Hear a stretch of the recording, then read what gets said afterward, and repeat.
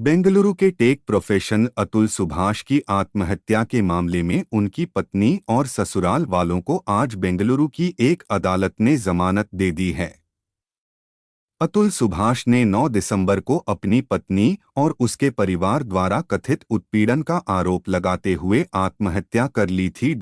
सुभाष की पत्नी निकिता सिंघानिया, उनकी मां निशा सिंघानिया और भाई अनुराग सिंघानिया ने इस मामले में बेंगलुरु की सत्र अदालत में जमानत याचिका दायर की थी।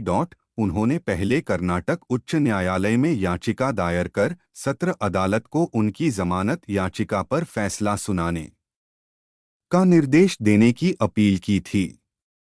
उच्च न्यायालय ने सत्र अदालत को आज ही याचिका का निपटारा करने का निर्देश दिया था। 14 दिसंबर को निकिता सिंघानिया को गुरुग्राम से गिरफ्तार किया गया था, जबकि उनकी मां और भाई अनुराग को उत्तर प्रदेश के प्रयागराज से गिरफ्तार किया गया था।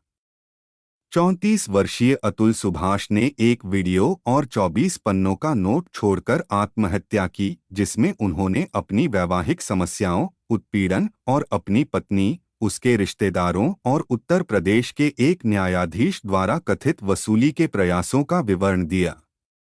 उन्होंने अपनी पत्नी और उसके रिश्तेदारों पर झूठे मामलों और लगातार यातनाओं के माध्यम से उन्हें आत्महत्या के लिए मजबूर करने का आरोप लगाया।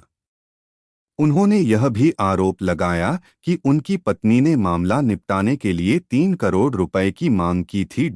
सुभाष और सिंघानिया ने 2019 में शादी की थी और 2020 में उनका एक बेटा हुआ था। टेक प्रोफेशनल के माता-पिता ने अपने 4 वर्षीय पोते की कस्टडी की मांग की है, यह दावा करते हुए कि उन्हें उसके ठिकाने के बारे में कोई जानकारी नहीं है। मेरा बेटा अंदर से टूट चुका था। अपनी पत्नी और ससुराल वालों द्वारा यातना दिए जाने के बावजूद उसने इसके बारे में किसी को नहीं बताया। अपने सुसाइड नोट में भी उसने लिखा कि उसके बच्चे की कस्टडी उसके माता-पिता को दी जाए, सुभाष के पिता पवन कुमार ने कहा। उन्होंने आगे कहा, हम इस संबंध में 7 जनवरी को सुप्रीम कोर्ट की सुनवाई का इंतजार कर रहे हैं। पवन कुमार ने यह भी दावा किया कि निकिता सिंघानिया ने उनके पोते को एटीएम की तरह इस्तेमाल किया। मेरा पोता उसके लिए एटीएम था।